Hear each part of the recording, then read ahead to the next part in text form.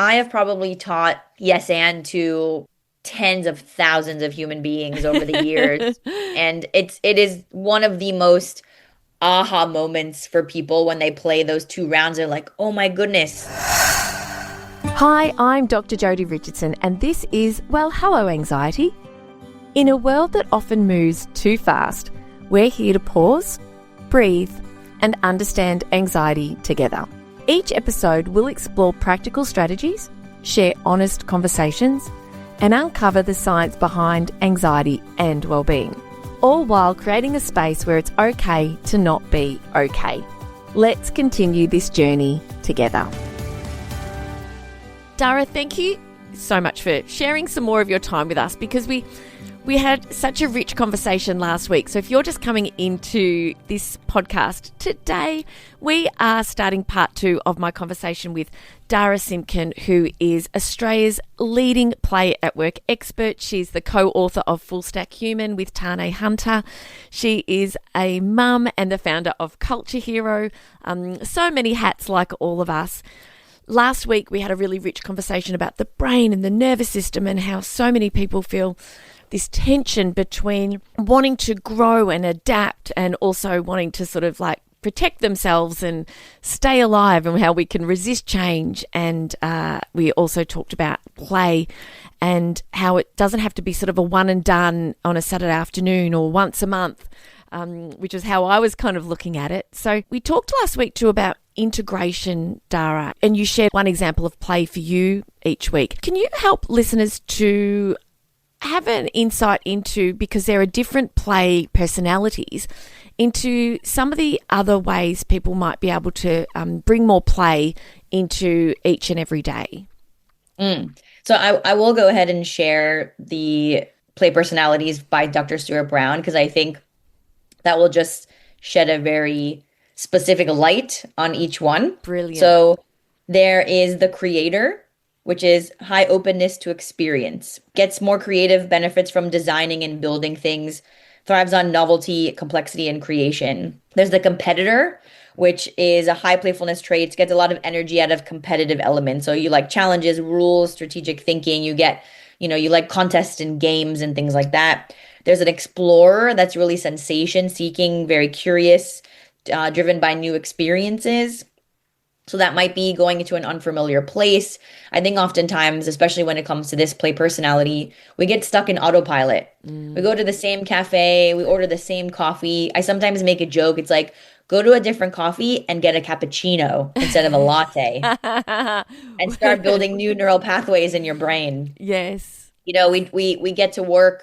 A lot of us drive to work. We get there. We have no idea how we arrived. Our brain is very good at patterns and routine. And sometimes we just have to find ways to shake things up. Another one is a joker. So that's like having humor. Like I identify as a joker. I love like wit and puns and just, using language as a way in my everyday life to bring about kind of silliness and lightness. We spoke in the last episode about being a kinesthetic, which I talked about how, for me, movement is a non-negotiable for me during the week, which is really about, body movement. Then there's the collector. So my son likes to collect. He finds like bits of broken glass sometimes. I'm like, this is, I'm honoring his player personality, but I'm like, maybe we could collect other things, There's the storyteller. So very verbal, very imaginative, loves sharing stories and hearing other people's stories. And then the director, which is much more about kind of like leadership and social intelligence, gets energized by orchestrating experiences for others. So for me, I identify very much as, and you're not just one play personality. So for me, I would say joker, director, and kinesthetic are kind of my 3 zones that I operate in. But going back to that idea of autopilot, I think we really need to figure out ways to shake things up in our lives. And, when we talk about going on holiday, we love going on holiday. It forces us into, thinking on our feet. It's a new experience. It's a new language. It's just that sense of novelty. Just our brain is firing all these beautiful, chemicals. And then we come home and we just go back to our daily routine. And so I invite people to think about, what do you love about going on holiday? What is it? Is it experiencing something new? Well, wherever you live in your city, there's going to be plenty of things that you've never done before. Another thing that, I really like when I go on holiday is talking to strangers. I think it's probably very American to just chat up a stranger in the queue, but I find that having a conversation with someone on the train or when you're waiting for your coffee, or if you see someone walking down the street and they have really cool pants, you're like, "Hey, I love your pants." And that person they're so excited. Oftentimes people don't know how to take compliments, so they'll probably compliment you back. That's like how we deflect our own receiving of compliments. But finding novelty and finding new experiences in the mundane is such a great way for us to again find that portal of play in our everyday life. And it takes a little bit of effort. We have to prioritize it. It doesn't just happen by accident. And so anything that you're trying to commit to in your life, you prioritize. You have a relationship, you prioritize your relationship. And I think a lot of times when we talk about mental health, we have to prioritize ourselves, and we don't do that enough. And I think by prioritizing play is a beautiful way to prioritize ourselves and again allow ourselves to not take ourselves so seriously. And I think this is something I preach a lot about with the companies that I work with, is that seriousness doesn't equal success. There's no data anywhere in the world that's like serious leaders who have a authoritarian way of running their business are the most successful people in the world. There's no data on that. So I think, we have to unravel it and unlearn a lot of the things that we are told, especially when it comes to work, where, I talk a lot about, blaming the Puritan work ethic and the Industrial Revolution around, hard work is salvation, and it gives us this sense of identity and purpose. And it's like, what have we done to ourselves 500 years later where, engagement is abysmal and everyone is just freaking out? Yeah. You mentioned yesterday about the Gallup State of the Workplace Global Report. Have I got that right? The latest one. Close enough. You can Google it, or AI it. But that engagement is down, and work is such a huge part of our life. And so I know that you are Australia's leading play at work specialist, and that this is what you're doing at Culture Hero, and what you write about with Tane in the book. But I'm picturing some really serious, employees in a workplace, and you're coming into work with them. And what sort of things have you been able to do to help the people that you're working with realise that serious approach and that, like you said, that authoritarian kind of lean on how to operate in the workplace doesn't have to be the way you show up every day. And in fact, when you can be more playful and engage and connect better with your work colleagues and staff because of it, that everybody lifts, engagement is higher, people are happier, productivity lifts, and the workplace is just a better place to be. I'm picturing some of the activities that you might engage in some of your workshops, and wondering kind of what people are really drawn to and what has surprised them the most about what you've done with them. I think there's two conversations here as well. One is about leadership, and one is about just the kind of individual employee experience, because there is sort of a grassroots opportunity for employees to find their own connection, to, on a team level, be able to work in different ways. But also, if you're within a culture that doesn't allow for that, we did a great research project with a toy company many, many years ago where we kind of defined the conditions for what play at work actually means. It's called the playful work equation. And the three things required are permission, which we spoke about in our episode last time, which was giving ourselves permission. But a lot of it has to do with permission from leadership and making it known that people are allowed to ask questions, find better solutions, try and do something differently, experiment, fail a little bit, etc. There's also this need for space. Not only do we need physical space to be able to collaborate in different ways and connect. I mean, when we're sitting in a cubicle or in a windowless room, or everything is gray and white and fluoral lighting, It's not an invitation to get creative. And we need mental space as well. So when we've got back-to-back meetings and we are up to our eyeballs in work, there's no mental space to be able to explore. When we're in the shower, we have all these aha moments of how to, save the world because we're pausing and we're calm and when we're in our body. And those moments are so fleeting in the way that we live our lives. So we've got permission, space, and then a spark, which is really a belief that this is meaningful, that this matters.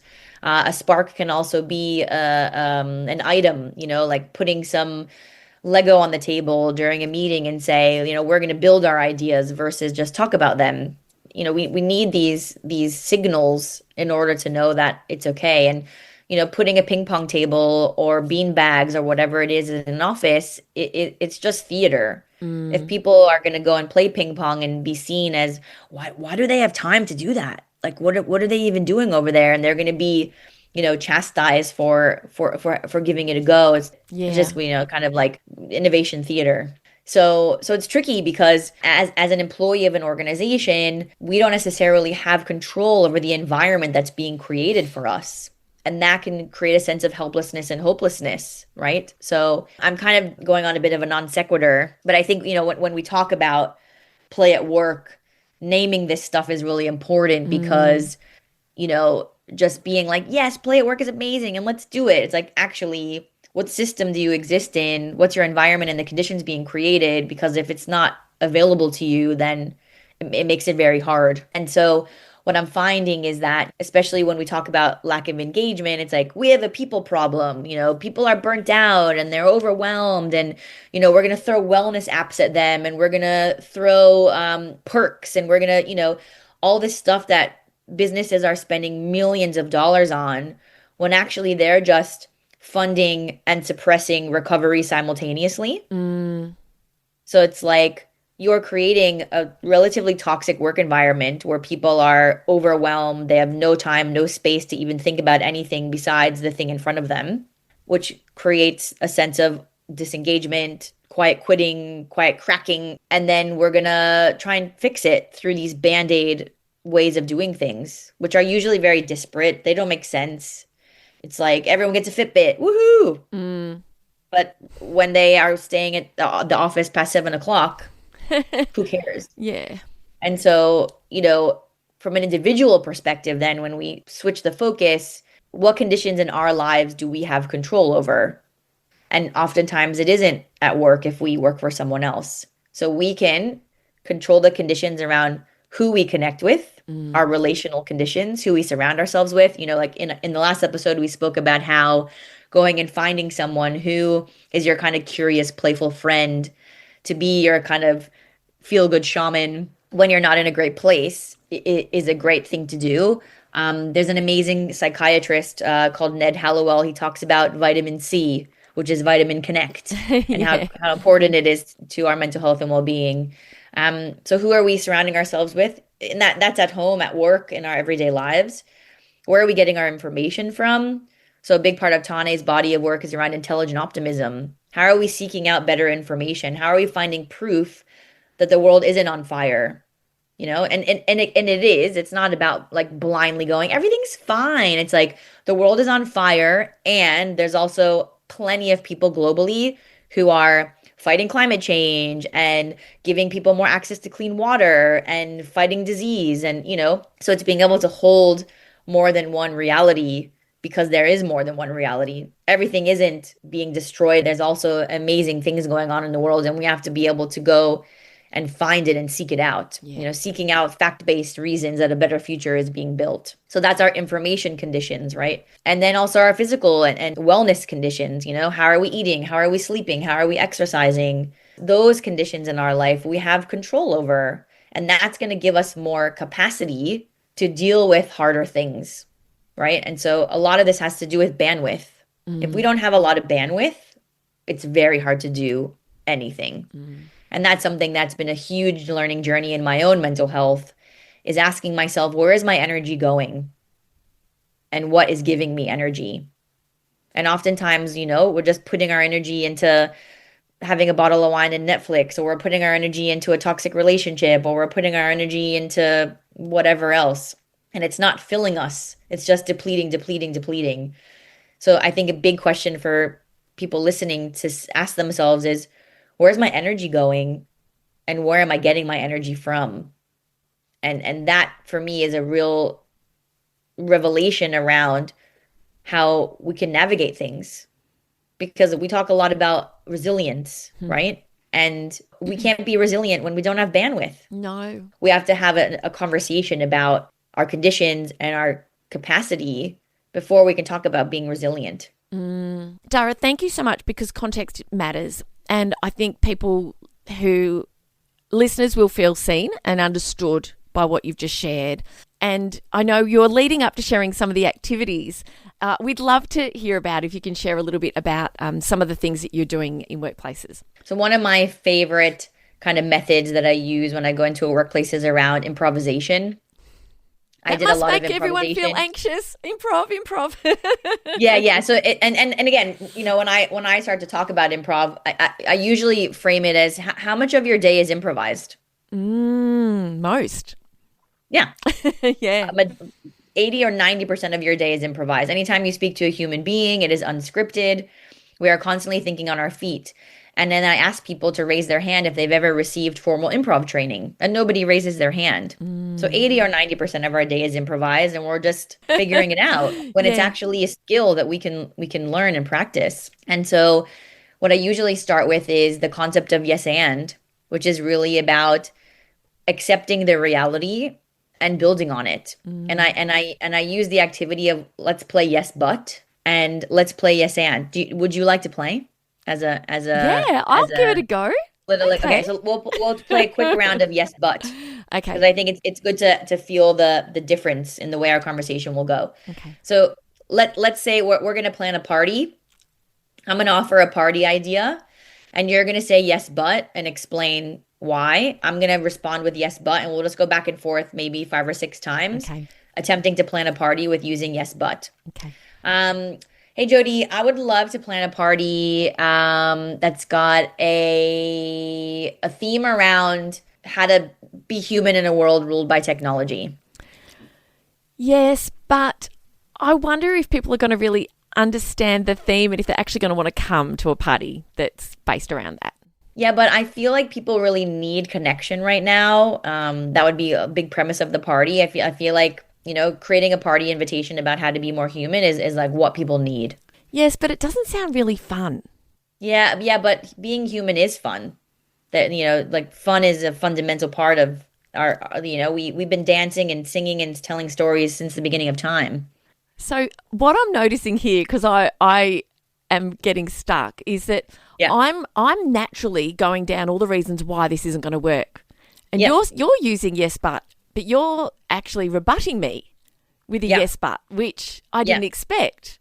So essentially what happens in a conversation like this is one person is poo-pooing everything and the other person is trying to bring it back, right? And so it becomes this sort of good cop, bad cop situation, right? Let's swap now to do yes and. Okay. You offer me a party idea. I'm going to respond with yes and. Then you'll respond with yes and we'll go back and forth just like we did before. But you offer the party idea and I will respond with yes and. Dara, I have an idea for a party where everybody gets to dress up as their favourite character from an 80s sitcom. Yes, and I think not only will people love dressing up as the 80s sitcom, we could include all of the soundtracks of those sitcoms as part of the soundscape. Yes, and what we could ask everybody to do is to actually choose one of the themes or the soundtracks, and we could create a game where we put it on a Spotify shuffle. Yes, and we could even make it almost like a bit of a trivia situation where people have to guess what the sitcom is, and maybe we could have prizes and things like that. Yes, and the person that has nominated that could maybe... hang on. Sorry, Dara. I'll say. No, that's okay. We can pause there. Okay. you can just tell the difference between how our like your energy shifted. You were so much more excited and engaged. Yeah. The energy was flowing, the idea was growing. So, you know, even though we're saying yes in both situations, whenever we use but, we're what Mm, we call it blocking in improv. It's like you right. are totally just like blocking someone's idea. And a lot of times we use this in the way that we communicate, especially in the work context, and we don't realize how damaging it is to a collaborative experience when we say but. And it's not about mindless compliance and saying yes to everything, but there's actually ways to acknowledge someone's idea and use yes and, but still not necessarily agree with them. So you could say, Mm, yes, Jody, I love that idea, and I'm wondering if there's another way we could do it, right? yes. Yes. I didn't say, yes, Jody, I like your idea, but I'm not really sure about X, Y, and Z. Yeah. So Mm, there's a huge difference and then a nuance in those two words where in the first one, I didn't necessarily say, yes, that's a great idea. I asked you if there was another way that we could approach it, but I used and instead of but. mm, I have probably taught yes and to tens of thousands of human beings over the years. And it is one of the most aha moments for people when they play those two rounds. They're like, oh my goodness, I say yes, but all the time. And I made a joke in our first episode when I said my pronouns are yeah, nah, because I identify as Australian. Yeah, nah is the same as yes, but. yeah, it is, isn't it? And it's and Yes. it's really, really baked into the Australian vernacular Mm, that people don't even realize. So I think what the beauty of bringing play into the workplace is that it is so telling and such an amazing way for people to arrive in a place of learning mm, in an unexpected way. yeah. And so play becomes really functional and really meaningful and purposeful when we allow for that reflection period. Like, Mm, what was the difference between yes and yes but? How does that show up in the way that you communicate? When is the time that you got yes butted or yes and? How did that make you feel? And so, it's really in that debrief, the reflection, the learning, where play at work is this amazing mechanism of going, oh, and mm, and getting to those conclusions way faster than if you were trying to have a conversation about it. Like yes. there's a quote by Plato, which who knows if it was him or not. You learn more about a person in an hour of play than in a year of conversation. Mm, Because when we play, and we spoke about it in the first episode, we arrive as our authentic self. yeah. Who we are as a playful being is our essence. Mm, Yes? Like when we are children, we are born to play. It is how we navigate the world. It is how we become adaptable. It is how we build empathy, build social connection, et cetera, et cetera, et cetera. There's so much yes. more that is unpacked in the book in chapter 5 about play. So that's why play becomes scary because there isn't necessarily this invitation at work to be our most authentic selves. Mm. People can often have their guard up, but what I've just realized, what's really just kind of like struck a chord with me is that we are so much more playful when we're relaxed, and we're so much more relaxed when we're playful. And we can bring more of it in. And when we're more relaxed and we can be more playful, we can be more human. And that just reduces stress and anxiety, doesn't it? Like the word you used in our conversation last week, and we are running out of time, but was lightness. And when we had played that game, I felt it was like a sense of closing in with the but when we used the yes and, I felt invigorated, and I was really getting excited about this party that we were planning. And it shifted everything. And whether or not you're listening to this and relating to it as somebody in a workplace and thinking, yes, gosh, this is really something that we need more of, or you're a mum who's got a child who's struggling with anxiety and you're thinking about play as a way to support your own mental health and well-being and that of your beautiful family. This, Dara, it goes across the full spectrum of being human. And I'm looking at your book in front of you, which is Full Stack Human, which is a different reference. And we haven't talked about sort of the title of the book and what it means per se, but it's really powerful. It's really powerful. And I wonder, as a closing question, if there's something you'd like to share with our listeners that I haven't asked you. I think that the thing that we need to realize is that every human being wants to play. You can be the most miserable dictator on the planet. If you're able to find that thing that they did when they were a kid and present it to them, they would change. They would light up. It's such a opener to finding more humanity. And connecting back to Dr. Stuart Brown's work, he talks about how play is a public health necessity, and the more we lack play in our society, he talks about play deprivation. There's an incredible study that he did where he interviewed people who were incarcerated in the Texas prison system, and something that was incredibly prevalent in their history was that they didn't play as children. And so when we are play starved, we have a very, very dark view of the world. We have a very rigid set of ideas and ways of being. And so play is not just about feeling good. It's, I think, what the world needs right now is play. Because if you take away play, you are just left with mechanical reactions in a world that demands creative solutions. Yeah. And when we are stressed and anxious and overwhelmed, we do not think clearly. We cannot access our creativity. We cannot find better solutions. We cannot access hope. So I think, when we think about what our body and our brain needs, we need play. Dara, where can people learn more about you, your work, and this amazing book that I just could not put down? Yeah, I'm very active on LinkedIn. So Dara Simkin, I share insights, stories, research. You can check out my website, which is culturehero.co. And also, if you are interested in the book, you can go to fullstackhumanbook.com, but also every major retailer online, Amazon, Booktopia, Dimmix, Readings. You can ask your local bookshop to bring it in if they don't have it. But yeah, I hope that, if people take anything away from this episode and the one before, is that play is more accessible than you think it is.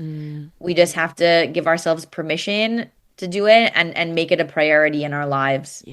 Yeah, we absolutely do. Dara, thank you so, so much for your work, for your time. I feel really inspired. I feel so inspired and excited.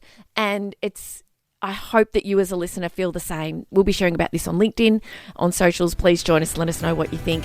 Dara, thanks again for your time. Thank you, Jodi. It's great. Thank you for sharing this time with me on, hello, anxiety. Remember, understanding anxiety is the first step to managing it. Until next time, be gentle with yourself. Take things one moment at a time. Focus on what you can control and know that you are not alone on this journey. If you found value in today's episode, please share it with someone who might need to hear it too. I'm Dr Jodi Richardson, and I'll meet you right back here next week. Your child or teen's anxiety doesn't come with a guidebook, but this comes close. I created the Anxiety Toolkit for Parents, a 70-card deck to support parents of anxious children and teens. These cards help you understand what's at the heart of anxiety, how it shows up for your child, explore calming strategies that work, and learn what truly helps and why. You can think of these cards as my help in the palm of your hand. Find your deck at drjodirichardson.com.